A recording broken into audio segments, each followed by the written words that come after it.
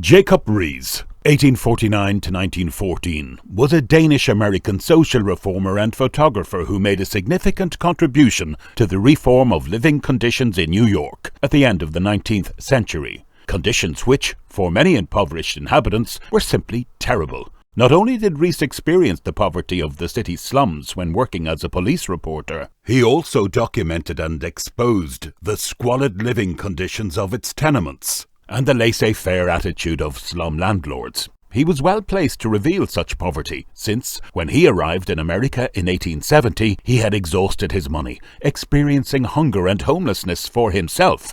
As a reporter, he revealed and photographed dark streets of overcrowded tenements, stale beer, dives, crime and poverty in the city's Lower East Side. In this video, the first in a series on New York slums, Riis describes the genesis of its tenements, how immigration and trade resulted in the mansions of Manhattan becoming partitioned into overcrowded boarding houses, and gardens filled with yet more rooms to rent. Within the constraints of a 25 by 100-foot lot, maximum densities were sought, crammed from cellar to garret, with the poor.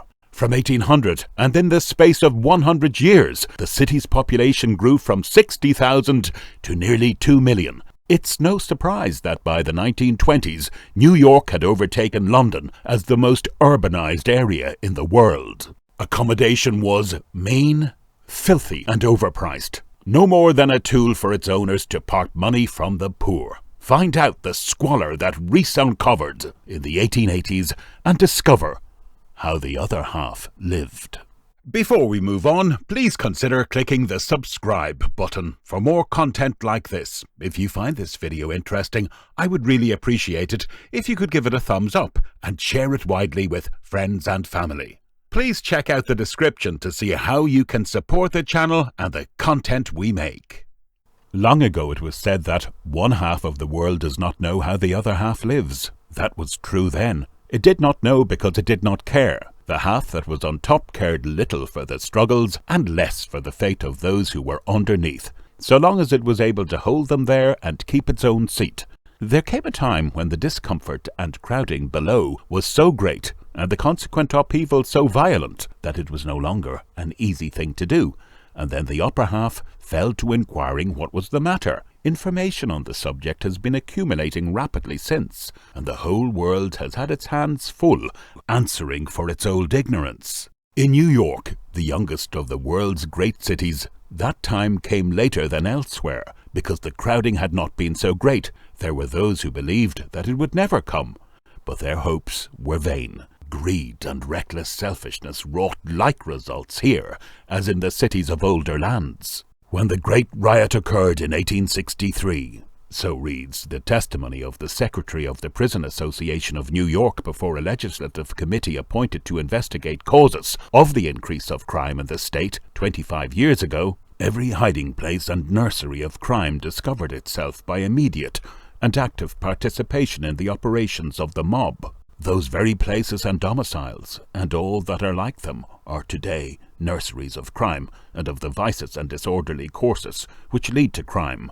By far the largest part, 80% at least, of crimes against property and against the person are perpetrated by individuals who have either lost connection with home life or never had any, or whose homes had ceased to be sufficiently separate, decent and desirable to afford what are regarded as ordinary wholesome influences of home and family. The younger criminals seem to come almost exclusively from the worst tenement house districts, that is, when traced back to the very places where they had their homes in the city here. Of one thing New York City made sure at that early stage of the inquiry: the boundary line of the other half lies through the tenements. The first tenement New York knew bore the mark of Cain from its birth, though a generation passed before the writing was deciphered. It was the rear house, infamous ever after in our city's history. There had been tenement houses before, but they were not built for the purpose. Nothing would probably have shocked their original owners more than the idea of their harboring a promiscuous crowd, for they were the decorous homes of the old Knickerbockers, the proud aristocracy of Manhattan in the early days. It was the stir and bustle of trade, together with the tremendous immigration that followed upon the War of 1812, that dislodged them. In 35 years, the city of less than 100,000 came to harbour 500,000 souls for whom homes had to be found. Within the memory of men not yet in their prime, Washington had moved from his house on Cherry Hill as too far out of town to be easily reached. Now the old residents followed his example, but they moved in a different direction, and for a different reason. Their comfortable dwellings in the once fashionable streets along the East River front fell into the hands of real estate agents and boarding house keepers, and here, says the report to the legislature of 1857, when the evils engendered had excited just alarm. In its beginning, the tenant house became a real blessing to that class of industrious poor whose small earnings limited their expenses, and whose employment in workshops, stores, or about the warehouses and thoroughfares render a near residence of much importance.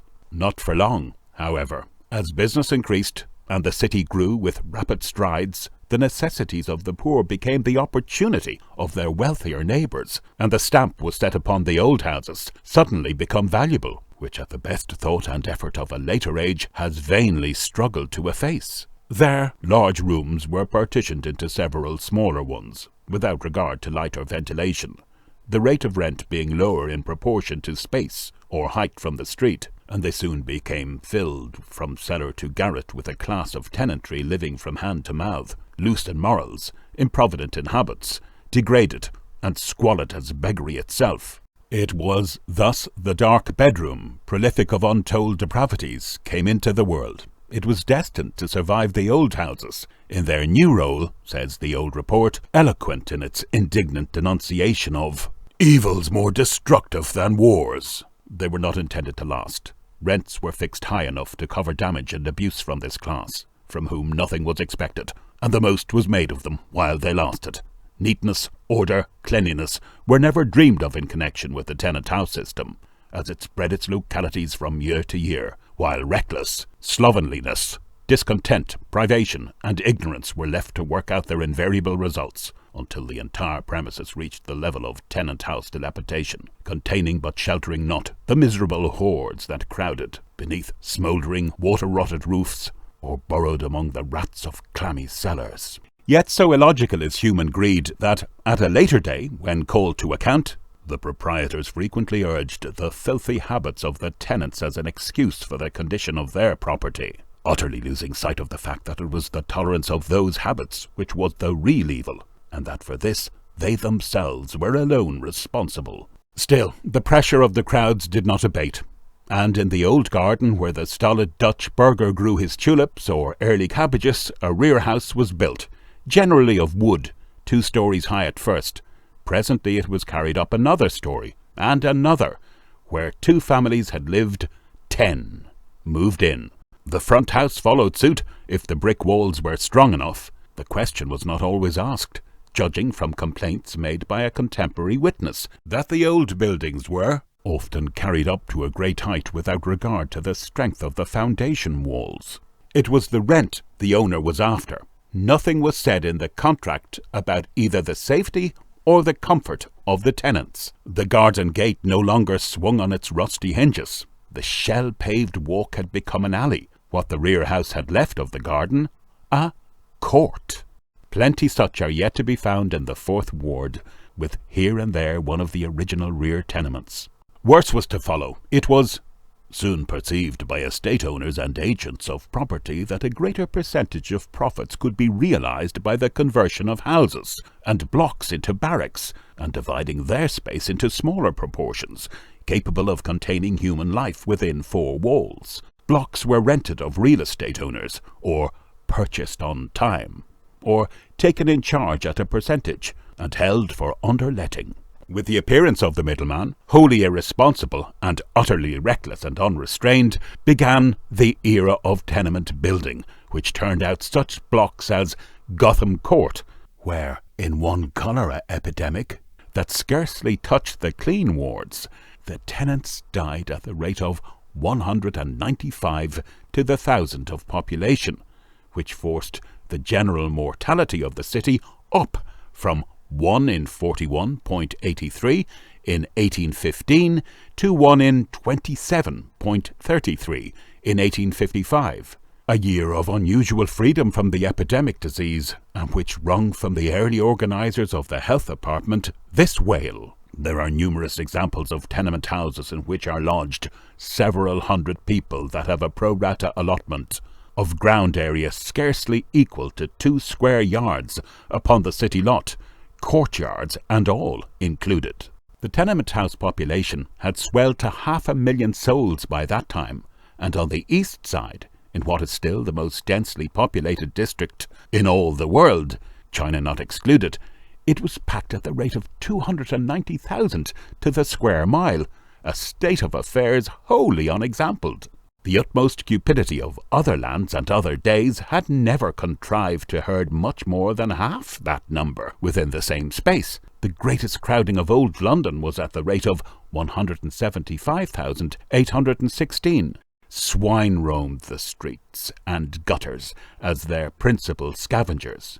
It was not until the winter of 1867 that owners of swine were prohibited by ordinance from letting them run at large in the built-up portions of the city. The death of a child in a tenement was registered at the Bureau of Vital Statistics as plainly due to suffocation in the foul air of an unventilated apartment. And the senators, who had come down from Albany to find out what was the matter with New York, reported that there are annually cut off from the population by disease and death enough human beings to people a city, and enough human labour to sustain it. And yet experts had testified that, as compared with uptown, rents were from 25 to 30% higher in the worst slums of the lower wards, with such accommodations as were enjoyed, for instance, by a family with boarders in Cedar Street, who fed hogs in the cellar that contained 8 or 10 loads of manure, or one room 12 by 12 with 5 families living in it, comprising 20 persons of both sexes and all ages, with only 2 beds without partition, screen, chair or table. The rate of rent has been successfully maintained to the present day, though the hog at least has been eliminated.